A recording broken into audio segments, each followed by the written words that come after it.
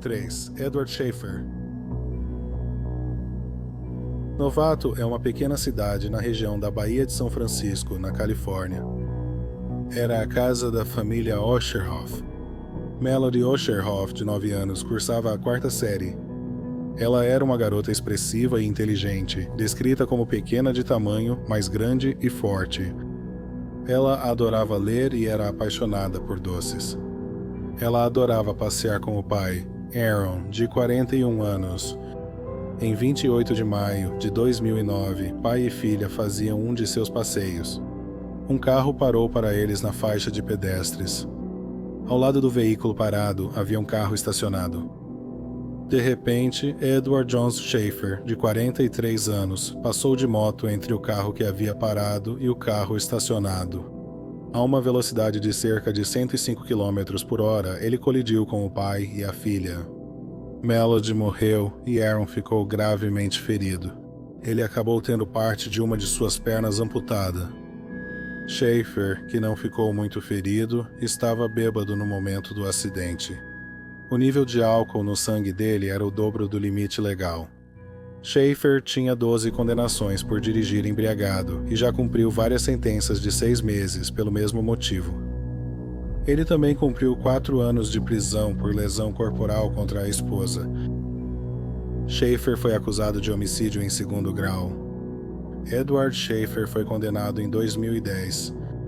Em 13 de julho de 2010, ele foi condenado a 24 anos à prisão perpétua. Após ser condenado, ele foi enviado para o infame Centro de Reabilitação de San Quentin, em San Quentin, Califórnia. Ao chegar, ele foi mantido no centro de recepção da prisão. Vários detentos passam pelo centro de recepção de San Quentin antes de serem transferidos para outras prisões. Na manhã de 26 de julho de 2010, 13 dias após sua chegada à prisão, Schaefer estava no pátio do centro de recepção. Frank Anthony Souza, de 31 anos, também estava no pátio.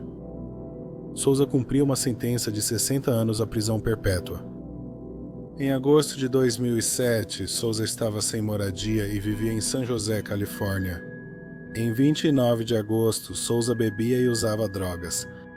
Ele roubou a bicicleta de John Carl Riggins, um homem sem teto de 59 anos. Riggins e Souza começaram a discutir em um beco. Com as próprias mãos, Souza espancou e estrangulou Riggins até a morte. Após o assassinato, Souza levou várias pessoas ao beco e mostrou o corpo. Souza foi preso e, em setembro de 2009, foi condenado por homicídio em 1º grau. Na manhã de 26 de julho de 2010, Frank Souza aguardava Edward Schaefer no pátio. Souza portava o que foi descrito como um triturador de ossos.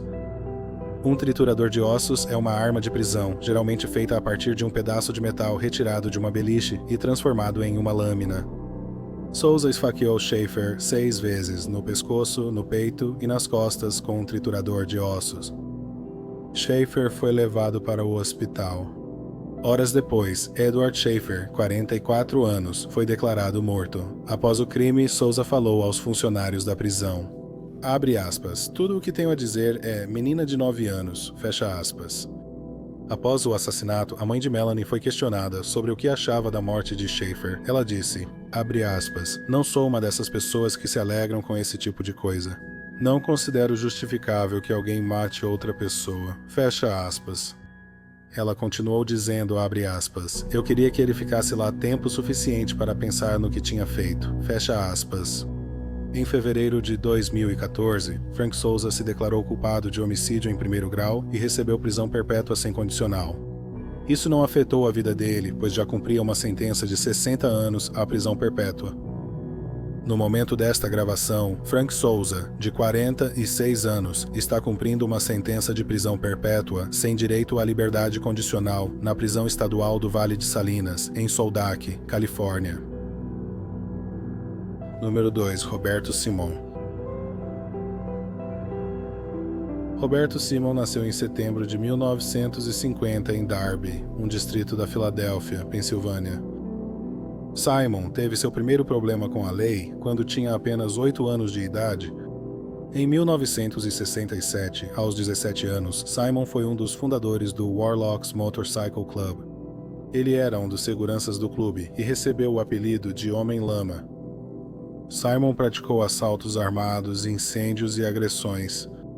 Ele também tinha uma tatuagem de teia de aranha no cotovelo, que muitos achavam indicar que ele matou alguém. Em 1974, Robert Simon, aos 24 anos, matou uma pessoa.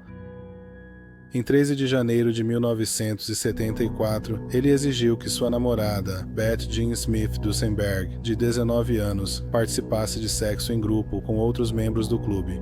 Eles discutiram. Duesenberg falou algo que Simon não gostou, então ele atirou em sua cabeça. Então ele e outro membro da gangue jogaram o corpo em uma mina aberta cheia de água. A polícia investigou o desaparecimento de Duesenberg. Em 1975, eles estavam interrogando um membro dos Warlocks e ele disse que Simon tinha falado sobre matar uma mulher. A polícia continuou investigando o clube e, em agosto de 1981, um outro membro do clube, que estava enfrentando problemas legais, levou a polícia até o corpo. Simon foi preso por assassinato. Em 1982, 7 anos após o crime, Robert Simon foi a julgamento pelo assassinato de Beth Jean Smith Duesenberg. No julgamento, 2 membros do clube testemunharam que presenciaram o assassinato.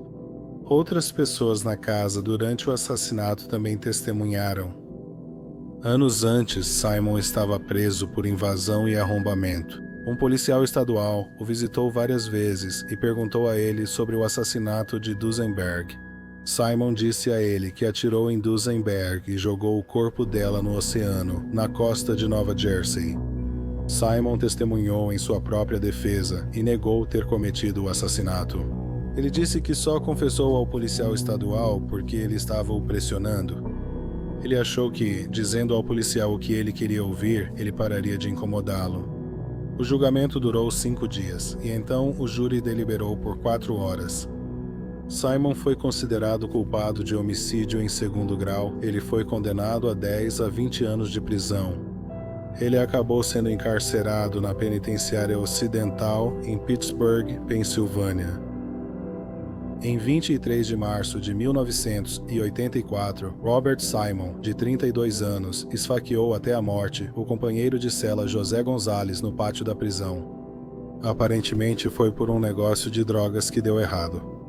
No entanto, o advogado de Simon convenceu o júri de que ele agiu em legítima defesa e ele foi absolvido pela facada. Simon passou 6 anos em solitária. Durante seu tempo na prisão, Simon acumulou 49 infrações disciplinares. Em janeiro de 1993, após 11 anos, Simon pediu liberdade condicional. Na época, ele teve o pedido de liberdade condicional negado. Ele fez mais 2 pedidos, mas foi rejeitado nas 2 vezes. Em janeiro de 1995, ele recebeu liberdade condicional, proibido de beber álcool e se associar aos Warlocks. Robert Simon deixou a prisão em fevereiro de 1995, após cumprir cerca de 12 anos e meio. Com permissão da Junta de Liberdade Condicional, ele se mudou para Williamstown, Nova Jersey. O que a Junta de Liberdade Condicional sabia era que Williamstown tinha uma forte presença dos Warlocks. Simon morava perto de um bar onde costumavam se reunir. Assim que saiu em liberdade condicional, Simon logo voltou ao clube, bebendo e usando drogas.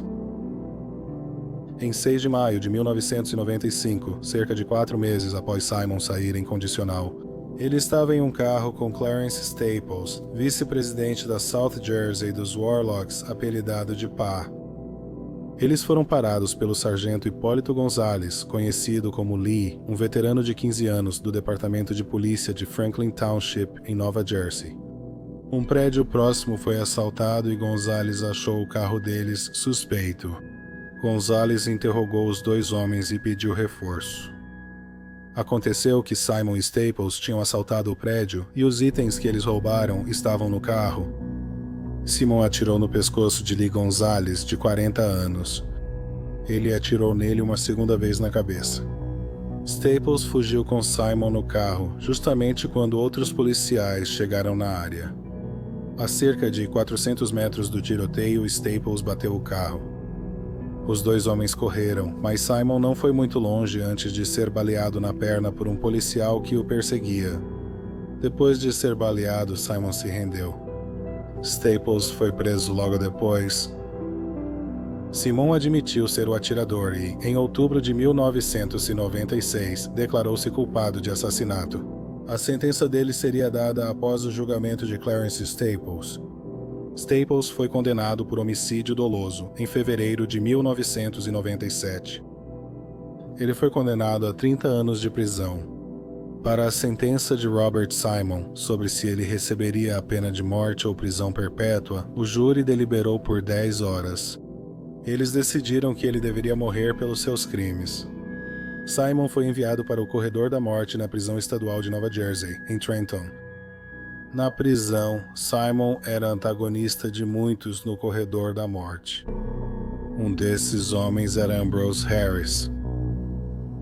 Em 17 de dezembro de 1992, Harris sequestrou a artista de 22 anos Kristen Huggins enquanto ela estacionava seu carro no centro de Trenton. Ele a violentou sexualmente, deu 2 tiros em sua cabeça e a enterrou em uma cova rasa. Meses depois, em fevereiro de 1993, a namorada de Harris procurou a polícia, dizendo ser vidente e saber onde Huggins estava enterrada. Ela os levou até o corpo. Assim que o corpo foi encontrado, ela pediu a recompensa em dinheiro. A polícia ficou imediatamente desconfiada e a confrontou. Ela disse que Harris matou Huggins e que ela estava lá quando aconteceu. Ela foi a principal testemunha contra Harris. No julgamento dele, em fevereiro de 1996, Harris foi condenado por assassinato. Ele então foi condenado à morte. Robert Simon e Ambrose Harris tinham suas celas uma ao lado da outra. Os dois homens nunca se deram bem. Em 7 de setembro de 1999, Simon, 48, e Harris, 47, estavam no mesmo pátio e iniciaram uma briga. Harris deu um soco em Simon e depois o chutou na cabeça quando ele caiu no chão. Ele continuou a chutá-lo mesmo quando Simon já não respondia. Harris então pulou da mesa na cabeça de Simon. Os agentes penitenciários levaram 5 minutos para interromper a briga. Ao chegarem ao pátio de recreação, Harris ainda chutava a cabeça destruída de Simon.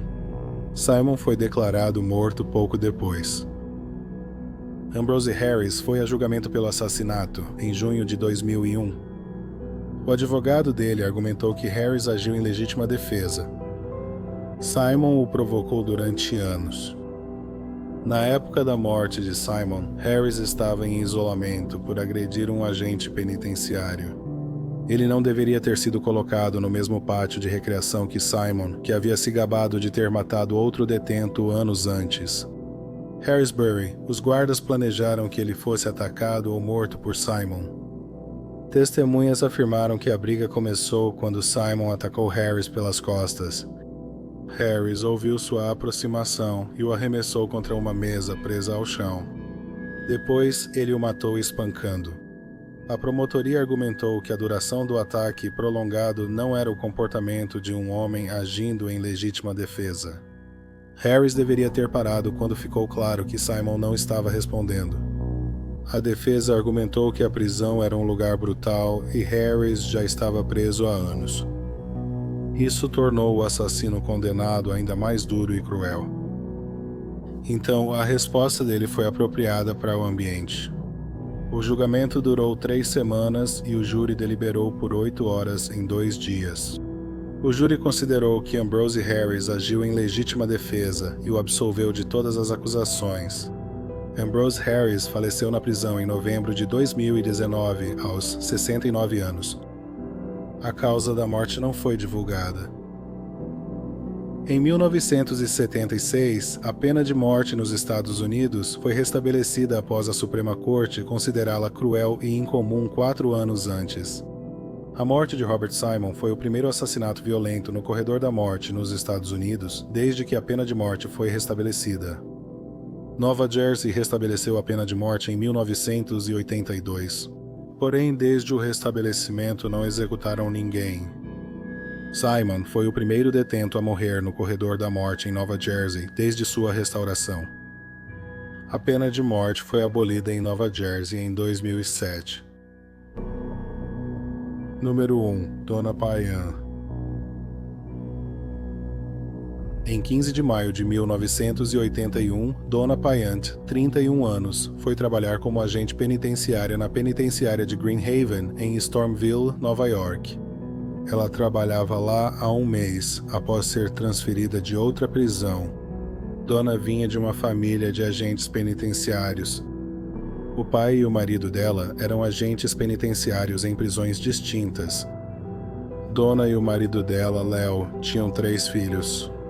Em 15 de maio de 1981, Donna registrou o ponto às 12h09, na prisão de segurança máxima masculina. Às 12h45, ela estava na chamada. Após a chamada, ela e 2 colegas de trabalho começaram a caminhar em direção ao pátio onde Donna deveria fazer a guarda. Enquanto caminhavam por um corredor, um telefone na parede tocou e um dos agentes penitenciários atendeu. A pessoa que ligou pediu para falar com Donna e Donna pegou o telefone. Há diversos relatos sobre Donna e a ligação telefônica. Algumas fontes dizem que Donna estava tendo dificuldade para ouvir a pessoa que ligava por causa da quantidade de pessoas no corredor. Outra fonte disse que ela estava tentando manter a conversa em sigilo. Donna encerrou a ligação, entregou seu equipamento para o colega de trabalho e foi embora. Mais uma vez, há relatos diferentes sobre o que ela disse ao se despedir dos colegas de trabalho. Uma fonte disse que ela saiu porque havia um problema na escala dela. Outra fonte disse que Donna contou aos colegas de trabalho que ia dar um fim nisso, mas não explicou no que era. Outra fonte disse que Donna só afirmou que voltaria em breve.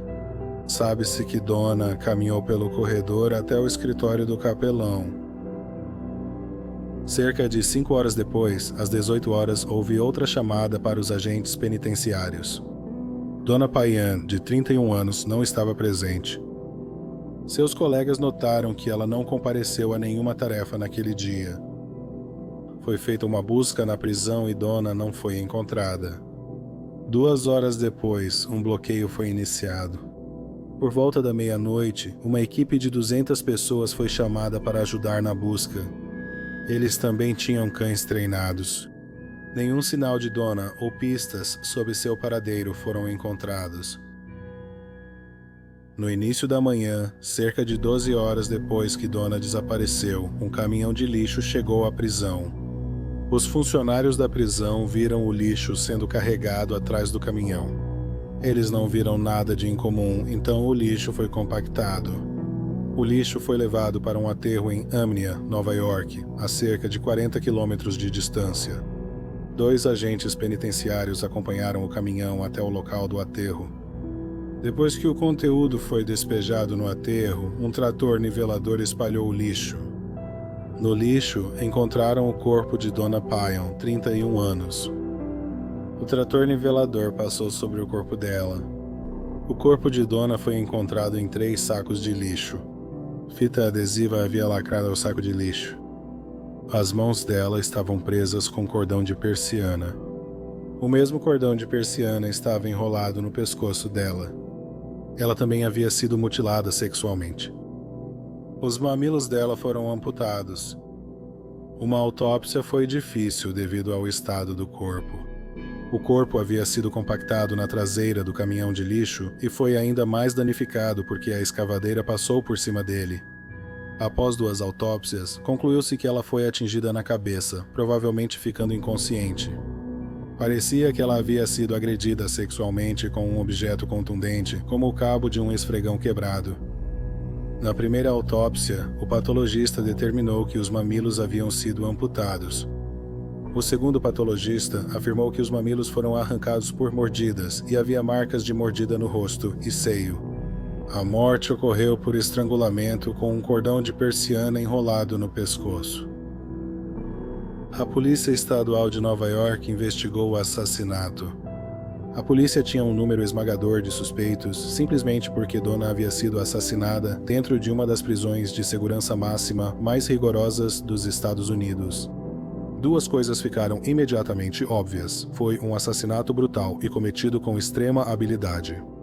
O assassino conseguiu isolar uma agente penitenciária em uma prisão de segurança máxima, amarrá-la, abusá-la sexualmente, torturá-la e assassiná-la, limpar a cena do crime e se livrar do corpo sem que ninguém visse ou ouvisse nada de incomum. Se o assassino fosse detento, precisaria de privilégios extras não dados ao preso comum. Os investigadores acreditavam que uma das melhores pistas era a marca de mordida no peito de Donna. Era só o conjunto inferior de dentes. A polícia enviou uma fotografia da marca de mordida no peito para Lowell Levine, um odontologista forense. Em 1971, Levine ganhou destaque quando testemunhou em favor da acusação no julgamento por assassinato de Ted Bundy na Flórida. A mordida era incomum e Levine a reconheceu. Ele perguntou aos investigadores se Lemuel Smith estava preso na penitenciária. Descobriu-se que Smith, de 39 anos, estava em Green Haven. Ele também tinha privilégios especiais em Green Haven. Além disso, ele era amigo de Donna. Na época do assassinato dela, Smith fazia entalhes em madeira e ele estava fazendo uma casinha de passarinho para ela. Ao analisarem o histórico de Smith, ele logo se tornou o único suspeito. Lemuel Smith nasceu em 1941, em Amsterdã, Nova York. Smith cresceu sob a sombra da tragédia. 2 anos antes de ele nascer, seu irmão mais velho morreu de encefalite. No ensino médio, Smith media 1,93 metros e era destaque no time de basquete. Smith cometeu seu primeiro assassinato quando tinha apenas 17 anos. Em 21 de janeiro de 1958, ele atacou Dorothy Water Street, de 46 anos, enquanto ela caminhava sozinha em um estacionamento em Amsterdã. Ele a esfaqueou 5 vezes no rosto com um objeto pontiagudo, parecido com um picador de gelo, e a espancou. Ele roubou $30 e joias. Depois, as joias foram achadas em um armário, no vestiário da academia da escola de ensino médio de Smith. Smith, que fazia parte do time de basquete, tinha acesso ao armário. A polícia descobriu que Smith morava perto do local do crime. Na verdade, o pai dele encontrou o corpo. Além disso, Smith conhecia uma das crianças da Rua da Água. O promotor levou o caso ao grande júri.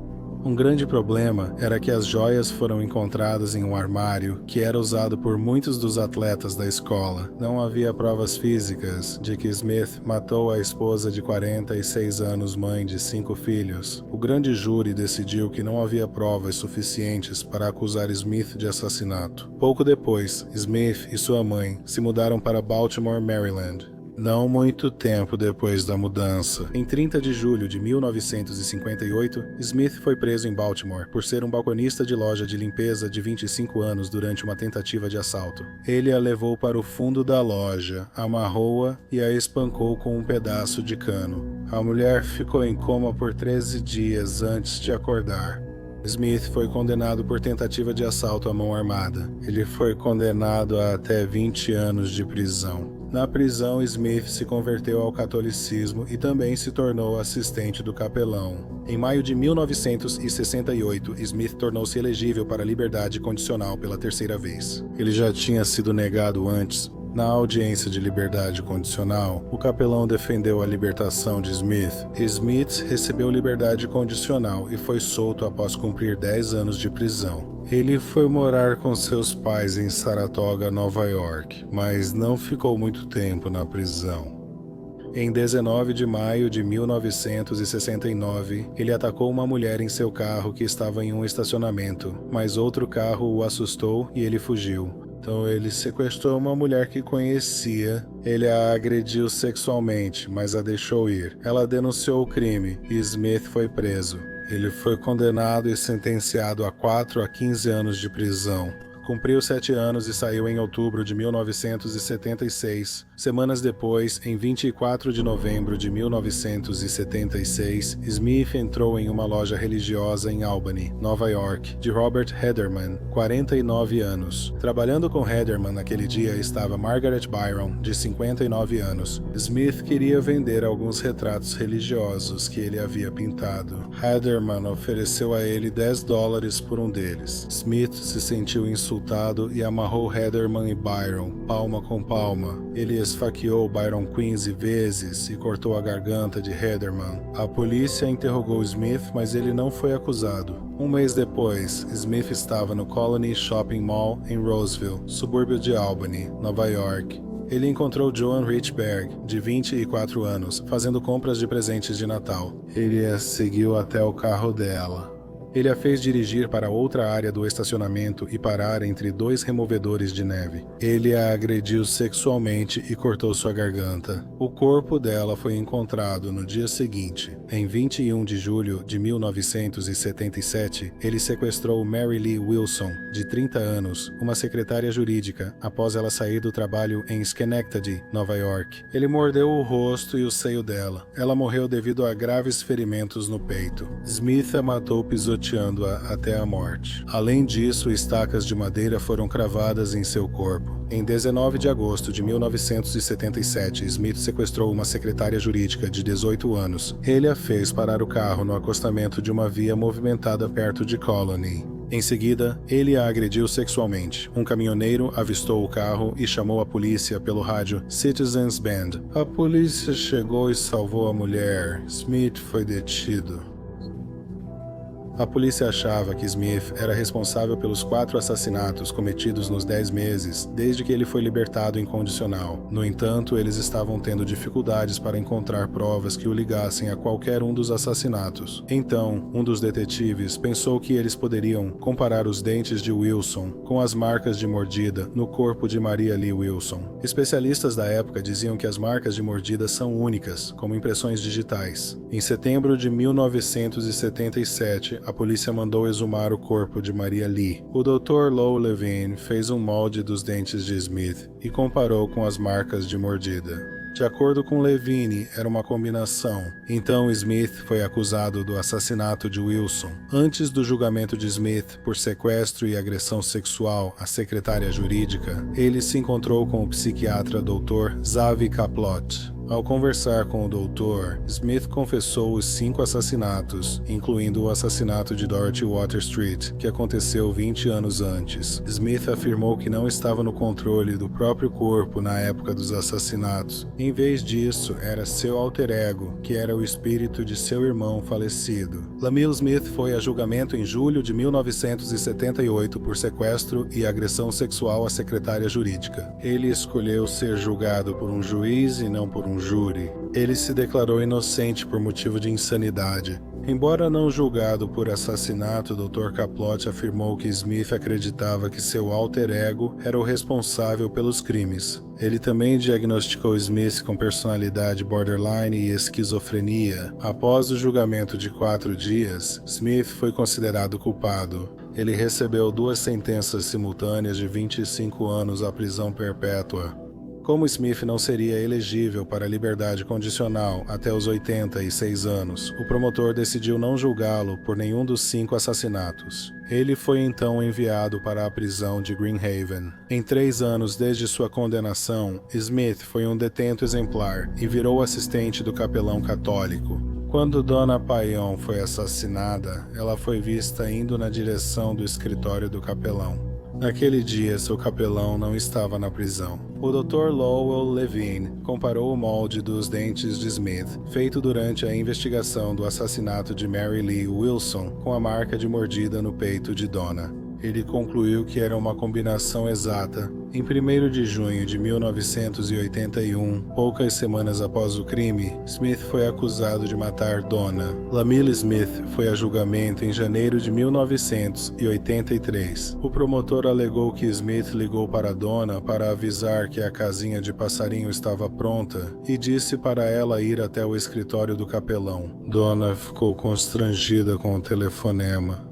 Ela era novata e um detento não deveria estar ligando para ela. A promotoria disse que ela foi ao escritório do capelão e planejava colocar Smith em seu devido lugar. A promotoria disse que eles podem ter discutido, Smith perdeu o controle e atacou Donna. Então, usando sacos de lixo e fita adesiva, ele embrulhou o corpo e o colocou na lata de lixo, de onde depois foi levado junto com o lixo, e então acabou no aterro sanitário. No escritório do capelão havia o mesmo material que ele usou no assassinato: corda, sacos de lixo e fita adesiva. O escritório do capelão havia sido revistado. No armário, encontraram fios de cabelo microscopicamente semelhantes aos de Donna. O chão do escritório do capelão também havia sido recentemente esfregado com água semilimpa. 2 pessoas situaram Smith no escritório do capelão na tarde do assassinato. Uma era outro detento. Ele disse isso algumas semanas antes do assassinato. Ele viu Smith comprar um tambor de 55 galões e deixá-lo na porta da capela para servir de lixeira. O detento tinha visto Smith esvaziar a lixeira várias vezes nas semanas que antecederam o assassinato. Na tarde do assassinato, o detento disse que viu Smith e Donna entrarem juntos no escritório do capelão. O detento disse que, mais tarde naquela tarde, foi jogar algo fora no tambor e descobriu que ele não estava mais lá. A segunda pessoa a ver Smith no escritório naquele dia foi um agente penitenciário. Donna desapareceu pouco antes da 1 da tarde. O agente penitenciário disse que por volta da 1:30 da tarde, pouco mais de 30 minutos depois que Donna recebeu a ligação, ele estava no escritório do capelão com outro detento que fazia uma ligação. Ele destrancou a porta atrás deles. Quando Smith tentou entrar no escritório e descobriu que a porta estava trancada, ele bateu na porta e gritou, abre aspas, "O que você está fazendo aqui?" Fecha aspas. O agente penitenciário abriu a porta e viu que Smith estava segurando os sacos de lixo. O agente penitenciário disse que Smith se acalmou e ele o deixou entrar no escritório. Smith foi para a sala dos fundos do escritório, que ficava fora da vista do guarda. Ele saiu da sala dos fundos carregando um tambor de 55 galões. Ele deixou o tambor do lado de fora do escritório e foi embora. O Dr. Ziv Kaplot também testemunhou. Ele disse que Smith lhe contou que nunca deveria sair da prisão por causa de seu impulso de matar mulheres. O promotor público também disse que o assassinato de Donna tinha semelhanças com os assassinatos das outras vítimas dele. Ele matou brutalmente suas outras vítimas no meio do dia em locais públicos. Notavelmente, ele havia abusado sexualmente e matado Joan Richberg em seu carro, no estacionamento de um shopping movimentado na época do Natal. Além disso, seu nível de violência estava aumentando a ponto de ele morder suas vítimas. Ele mordeu brutalmente sua última vítima, Marley Wilson, no rosto e no seio. O seio de Donna também havia sido mordido e havia uma marca de mordida notável. O Dr. Lowell Levine testemunhou que o molde dos dentes de Smith correspondia à marca de mordida no peito de Donna. Um segundo odontologista testemunhou e confirmou as descobertas do Dr. Lowell. A análise da marca de mordida era a prova mais forte do promotor público.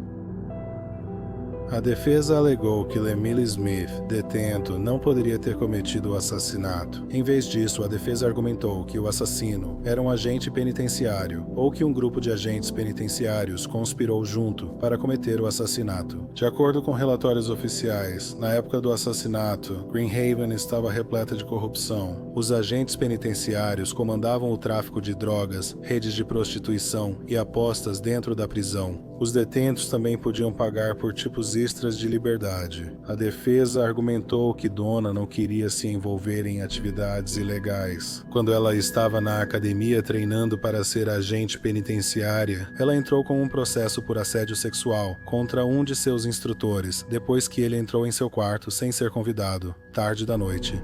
Ela posteriormente retirou o processo. Por causa do processo, acredita-se que os agentes penitenciários suspeitaram que ela fosse uma denunciante. Se ela contasse a alguém sobre a corrupção, as pessoas não só perderiam seus empregos, como também acabariam na prisão. 3 dias antes do assassinato, Donna discutiu com um colega agente penitenciário. Os investigadores determinaram depois que ele estava vendendo cocaína na prisão. O advogado de Smith argumentou que Donna foi assassinada para mantê-la em silêncio e Smith foi incriminado. A defesa também tinha uma segunda teoria sobre o motivo pelo qual Donna foi morta. A família de Donna morava a mais de 400 quilômetros de distância, em Dannemora, Nova York. Durante a semana, ela morava em Stormville, perto da prisão, e nos fins de semana ia para casa, em Dannemora. Ela esperava ser transferida para uma prisão mais próxima da casa de sua família. Desde que se mudou para Stormville, Donna se envolveu em 2 casos extraconjugais. A defesa alegou que ela pode ter sido morta devido a casos extraconjugais. A defesa argumentou que teria sido impossível para um detento ter matado Donna, mas elementos do crime indicam que um agente penitenciário ou um grupo deles a matou. A defesa ressaltou ser estranho que ninguém notasse o sumiço de Donna por quase 5 horas. Os funcionários da prisão argumentaram que o complexo é como uma pequena cidade e é impossível controlar todos o tempo todo. É difícil acreditar que ninguém perguntou por ela a tarde toda. Também houve grandes problemas com as 2 testemunhas que colocaram Smith no escritório do capelão naquela tarde. A primeira foi a detenta que viu Donna e Smith entrando no escritório do capelão. Ele só concordou em testemunhar depois que fez um acordo com a promotoria. Em troca do testemunho, ele recebeu a promessa de uma recomendação para clemência. O outro foi o agente penitenciário que viu Smith com os sacos de lixo. Ele era um dos agentes penitenciários corruptos e, em troca do testemunho, recebeu imunidade contra acusações de drogas. A história do agente penitenciário também não fazia sentido. Ao entrar no escritório do capelão, Smith carregava sacos de lixo. Isso é importante, pois o corpo de Donna estava enrolado em sacos de lixo. Smith foi para o quarto dos fundos e voltou carregando o tambor de 55 galões que ele deixou do lado de fora do escritório. Isso significa que enquanto o agente penitenciário estava na sala ao lado, Smith enrolou o corpo morto de Donna em sacos de lixo e fita adesiva. Então, sozinho, ele levantou o corpo morto e o colocou no tambor. Smith teria sido capaz de fazer isso sem que o agente penitenciário percebesse algo incomum? Ele então supostamente carregou o tambor com o corpo morto para fora do escritório. Ele teria sido capaz de carregar o tambor com o corpo morto dentro sem parecer suspeito? Outro problema é que outros agentes penitenciários disseram que viram Donna mais tarde à tarde, mas depois que Smith foi preso, eles mudaram a linha do tempo deles. Outro problema é que os agentes penitenciários não viram Donna no escritório onde supostamente o assassinato aconteceu, mas não havia evidências físicas de que o crime ocorreu no escritório. O chão foi lavado recentemente com uma água considerada relativamente limpa. A água não limpa completamente o sangue, especialmente quando se usa luminol. No entanto, absolutamente nenhum vestígio de sangue foi encontrado no escritório do capelão. Fios de cabelo foram encontrados no armário do escritório e eram microscopicamente semelhantes ao cabelo de Donna. Mas esses fios de cabelo eram apenas semelhantes. E não há confirmação de que era o cabelo de Donna, mesmo que fosse o cabelo de Donna. Isso não prova que ela foi assassinada no escritório. Existem muitas outras explicações inocentes de como o cabelo dela foi parar no escritório. A principal dúvida da defesa era como Smith cometeu um assassinato sexual brutal de uma agente penitenciária em uma prisão de segurança máxima sem ser notado. A irmã de Donna destacou que um assassinato como o de Donna nunca havia acontecido antes e, desde então, Smith também conseguiu não deixar nenhuma evidência forense para trás. As digitais dele não estavam em nenhuma evidência. Não foi encontrado nenhum vestígio de sangue de Donna na prisão. Ninguém viu Smith com sangue nele, nem encontrou roupas ensanguentadas. O maior problema para a defesa era, se Smith não a matou, então como essa marca de mordida apareceu no peito dela? A defesa tinha 3 teorias. A primeira é que aquilo não era uma marca de mordida. O ferimento ocorreu durante a compactação do lixo ou pelo trator, e é apenas uma coincidência que o ferimento pareça com a marca de mordida de Smith. A segunda hipótese era que alguém percebeu o ferimento e o alterou para que parecesse uma mordida. A terceira hipótese era que a marca de mordida foi colocada ali de propósito, pressionando um molde sobre o corpo. Isso explicaria por que apenas a marca de mordida inferior foi encontrada. Uma semana antes do crime, Smith foi ao dentista. A defesa alegou que o assassino, ou assassinos, pode ter obtido os registros dentários dele nessa visita. O julgamento durou 3 meses e então foi enviado ao júri. O júri deliberou por 4 dias. Eles consideraram Lemuel Smith culpado. Na época, Nova York tinha uma lei sobre a sentença de pessoas que já estavam cumprindo prisão perpétua. Se fossem condenados por assassinato, receberiam automaticamente a sentença de morte. Então, em junho de 1983, Smith foi formalmente condenado à morte. Ele se tornou a única pessoa no corredor da morte de Nova York. O advogado de Smith recorreu da sentença. 1 ano depois, sua sentença foi anulada. Ele foi condenado a 50 anos de prisão à perpétua. 15 desses anos deveriam ser cumpridos em segregação administrativa. Todos, incluindo Lemuel Smith, concordam que ele é um serial killer e não um homem bom. No entanto, algumas pessoas não acreditam que ele matou Donna Payant. Isso inclui a família de Donna.